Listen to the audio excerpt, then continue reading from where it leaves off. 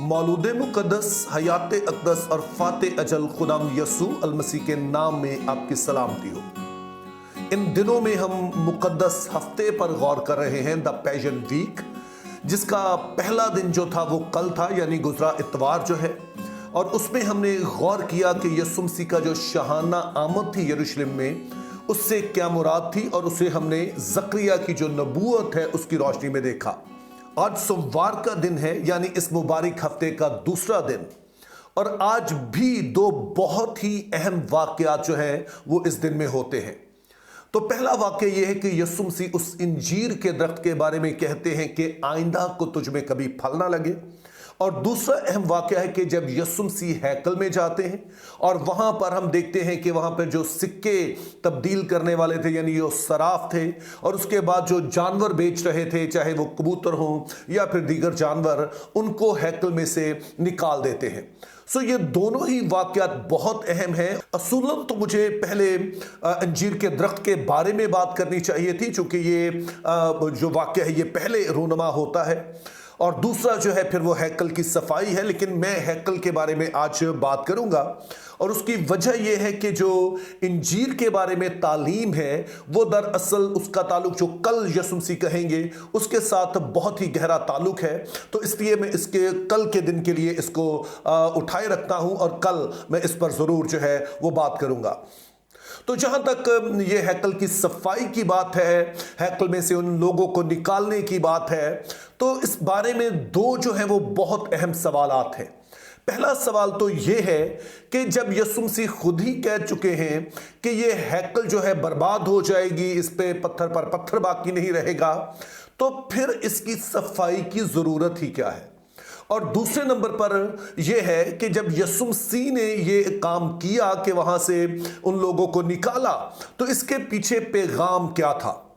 जहां तक पहले सवाल का ताल्लुक है, तो आपने याद रखना है कि इस हफ्ते में यसू मसीह आपको बहुत कुछ ऐसा करते हुए नजर आएंगे जो कि अलामती अमल है, जिन्हें इंग्लिश में हम कहते हैं कि सिंबॉलिक एक्शंस।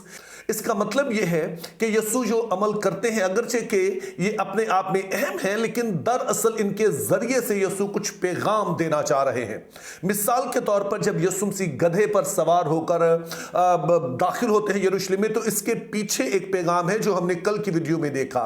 इसके बाद जुमेरात को आप देखेंगे कि यसू मसीह जब शागिर्दों के पांव धोते हैं, तो वो भी एक सिंबॉलिक एक्शन है जिसके पीछे वजह यह थी कि यसू ने एक पैगाम देना चाहते थे।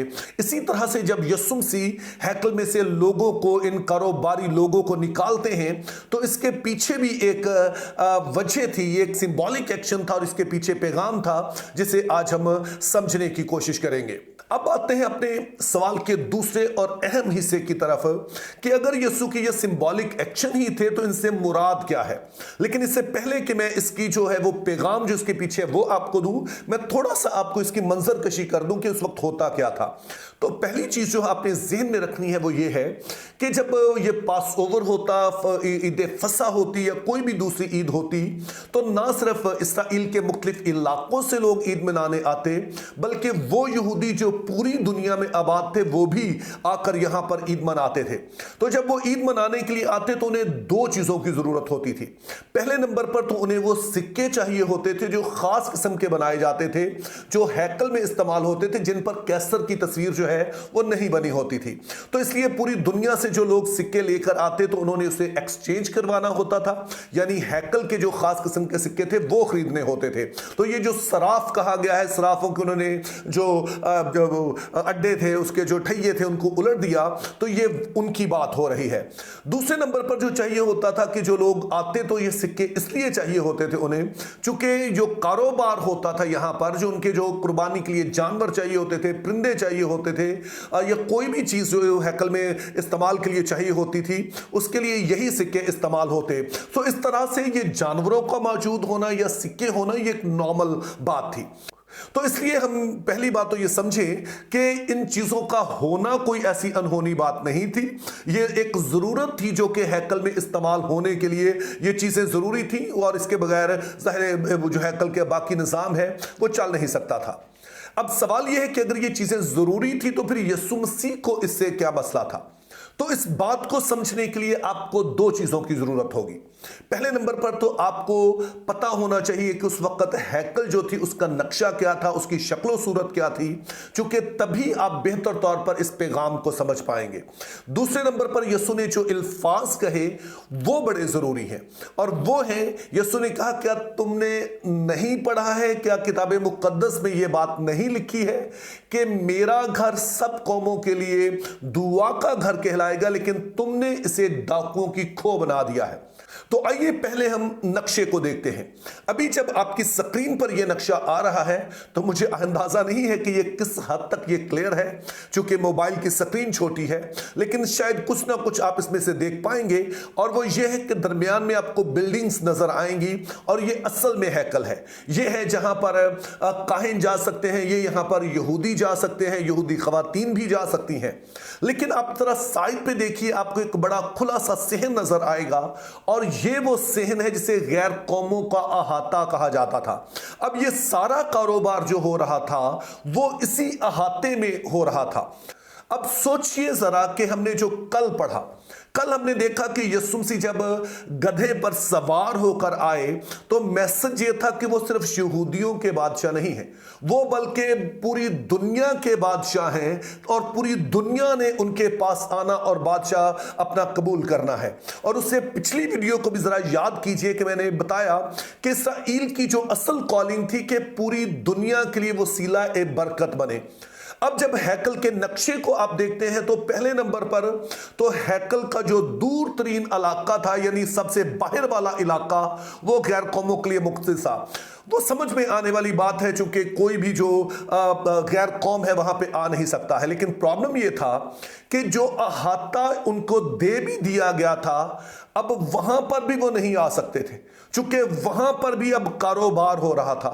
और यूं यहूदियों ने गैर कौमों को जो है खुदा की मोहब्बत से, खुदा की हजूरी से पूरी तौर से दूर कर दिया।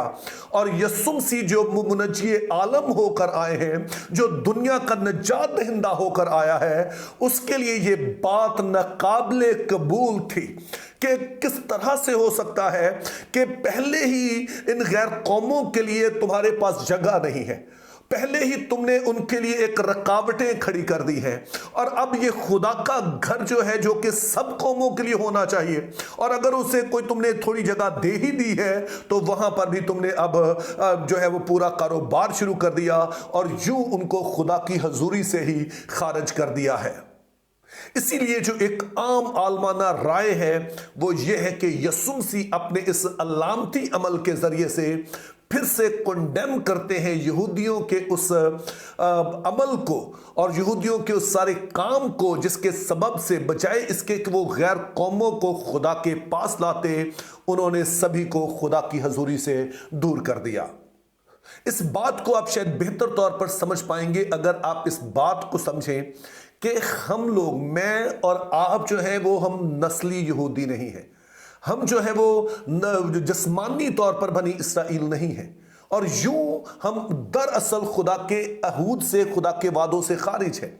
फर्ज कीजिए कि अगर हम पहली सदी में मौजूद होते जब यीशु मसीह इस दुनिया में आए, और फिर किसी तरह से हमें यह भी पता चल जाता कि हाँ, जो यहूदियों का खुदा है, बनी इसराइल का खुदा है, वही सच्चा खुदा है, और फिर हम वहां पर इबादत के लिए जाते, और पहले तो हमें जगह ही दूर मिलती, और फिर अगर वहां भी कारोबार होता तो हम वहां जा ही नहीं सकते, तो फिर हमारा अपनी हालत क्या होती।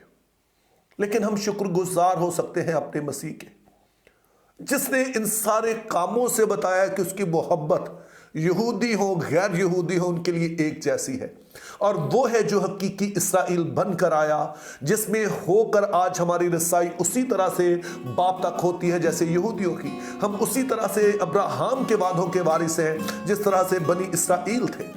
तो हर रोज की तरह आज भी मैं कहूंगा, अपने यीशु से बहुत प्यार कीजिए, जिसने हमें वही रुतबा दे दिया जो कि बनी इसराइल को हासिल है।